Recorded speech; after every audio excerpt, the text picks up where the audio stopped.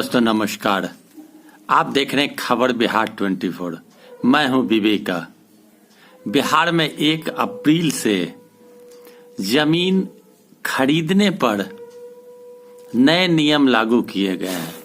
आप जमीन खरीदते हैं, मकान खरीदते हैं, फ्लैट खरीदते हैं, दुकान खरीदते हैं, फिर उसकी रसीद कटाने के लिए खारिज कराने के लिए सीओ सीआई कर्मचारी सहित कहां नहीं दौड़ना पड़ता और आपको काफी कठिनाइयों का सामना करना पड़ता था।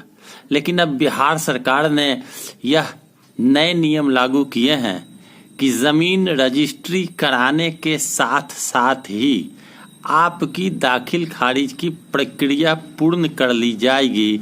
रजिस्ट्री ऑफिस से ही अंचल पदाधिकारी के यहाँ दाखिल खारिज के लिए एक फॉर्म भरने के बाद भेज दिया जाएगा। यह प्रक्रिया सरल प्रक्रिया बनाई गई है। जिस व्यक्ति के नाम से जमीन की जमाबंदी है उस व्यक्ति से अगर आप जमीन या मकान, दुकान या फ्लैट खरीदते हैं तो तत्काल आपको एक फॉर्म भरना होगा और साथ ही साथ आपको रसीद कटने की प्रक्रिया प्रारंभ हो जाएगी। बाप दादे परदादे के नाम से अगर ज़मीन है, उस ज़मीन को अगर आप बेचते हैं तो उसमें आपको दाखिल खारिज के लिए आवेदन अंचल पदाधिकारी में देना होगा। फिर आपको जो पुरानी प्रक्रिया है वो प्रक्रिया के आधार पर ही रसीद कटाना होगा। मैं बताता चलूँ आपको कि बिहार में जमीन विवाद के कारण काफ़ी सारी घटनाएं घटित होती थी।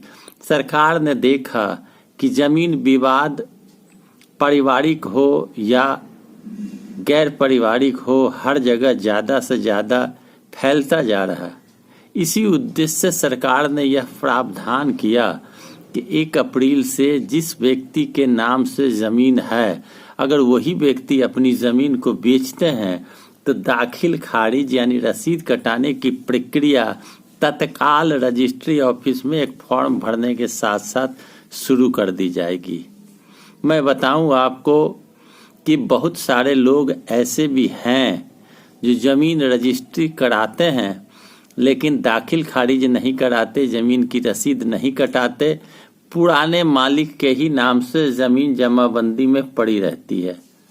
बरसों बाद परिवार के सदस्य या तो लोभ में आकर या जानकारी नहीं रहने के कारण उस जमीन को फिर किसी के हाथ बेच देते हैं। इसके बाद शुरू होता है विवाद, कचहरी कोर्ट का दौर शुरू होता है। फिर यह साबित करना पड़ता है कि रजिस्ट्री हमने कराया लेकिन दाखिल खारिज हमने नहीं कराया था, जमाबंदी पुराने ही मालिक के नाम से था जिसके वंशज ने बेच दिया। विवाद बढ़ता चला जाता है। इसी सारे विवादों को दूर करने के लिए बिहार सरकार ने यह निर्णय किया कि अब दाखिल खारिज रजिस्ट्री के साथ साथ ही कर देने की प्रक्रिया शुरू कर दी जाएगी और 35 दिन के अंदर सीओ निष्पादित करेंगे। अगर सीओ नहीं करते हैं तो उनको जवाब देना होगा।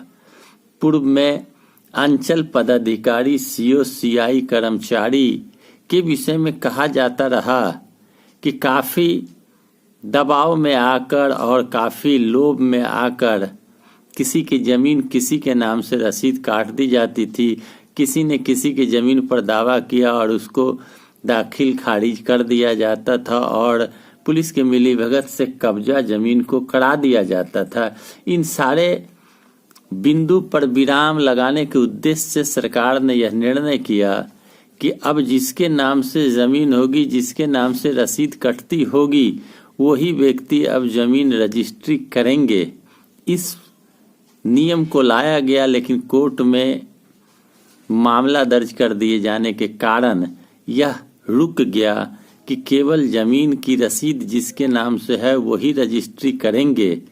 इस पर विराम लगा कोर्ट के आदेश के बाद। तो पुरानी स्थिति वही सुदृढ़ रही कि जमीन रजिस्ट्री कोई भी कर सकते हैं जिसके नाम से दाखिल खारिज है या ना है, पूर्वज के पिता दादा किसी के नाम से जमीन हो और कोई भी उसके वंशज जमीन रजिस्ट्री कर सकते हैं, लेकिन जिस व्यक्ति के नाम से रसीद कट रहा दाखिल खारिज है, अगर वो व्यक्ति जमीन बेचते हैं तो तत्काल दाखिल खारिज की प्रक्रिया शुरू कर दी जाएगी और आपको एक फॉर्म भरना होगा और उसे सीओ के यहाँ भेजा जाना है। फिर ऑफिस के माध्यम से ही फिर आपकी जमीन की रसीद कट जाएगी 35 दिन के अंदर। मैं बताऊं आपको कि ऐसे भी आप जमीन की रसीद ऑनलाइन कटा सकते हैं। किसी भी कैफे में जाकर आप अपने जमीन की रसीद कर सकते हैं। यह सुविधा सरकार ने दिया है। आप कर्मचारी से कटावें या किसी कैफे से जाकर रसीद कटावें, ऑनलाइन कटावें, यह भी सुविधा दी गई है। लेकिन जो मुख्य बात है कि अब 1 अप्रैल से जिस व्यक्ति के नाम से दाखिल खारिज किया हुआ जमीन है, रसीद कटा हुआ जमीन है, वो व्यक्ति अगर जमीन बेचते हैं तो खरीदार को अब चक्कर नहीं लगाना होगा, दबाव में नहीं जीना होगा, स्वतः दाखिल खारिज की प्रक्रिया चालू हो जाएगी और रसीद कट जाएगा। इससे आम लोगों को काफी मदद होने की बात कही जा रही है। सरकार का यह सराहनीय कदम कहा जा रहा है, जिससे लोगों को राहत मिलेगी। अंचल पदाधिकारी सहित कर्मचारी तक के जो लूट खसोट की जो सिस्टम थी, उस सिस्टम में ऐसा लगता है कि विराम लगेगा। वक्त आने पर सब स्पष्ट हो पाएगा। मेरा वीडियो अच्छा लगे लाइक करें, शेयर करें, कमेंट करें, सब्सक्राइब करें मेरे चैनल को। धन्यवाद।